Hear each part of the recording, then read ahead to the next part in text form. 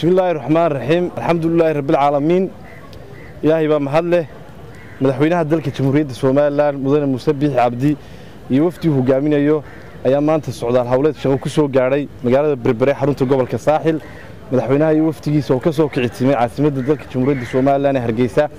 أنت يسوع السعوديين شيت كود حياة قبل هذا مرود شحية ساحل وحيسود دوين ديرن كلا كل مين دوينها الدجامة ده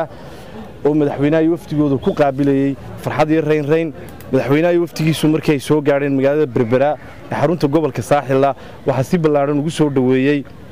maamulka gobolka ka degmada Berbera iyo bulshooyinka reer Berbera oo aanu kala harin soo dhaweynta madaxweynaha iyadoo ahayd xilli kulul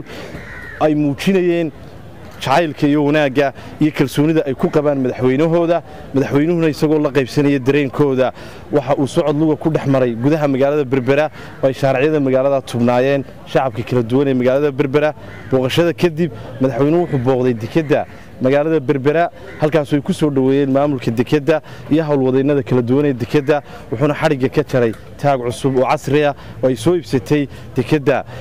Berbera ee dalka Jamhuuriyadda Soomaaliland madaxweynaha waftigiisu waxay kormeereen dhismaha dekedda cusub oo shaqadeedu ay si xawliya halkaas uga socoto waxaan aad iyo aad ugu mahadcelinaynaa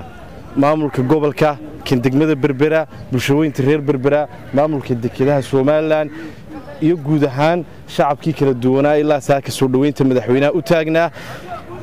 madaxweynaha waftigiisu waxay ku sugnaan doonaan magaalada Berbera xarunta gobolka Saaxil ujeedada safarka madaxweynuhu waxay daaran tahay in uu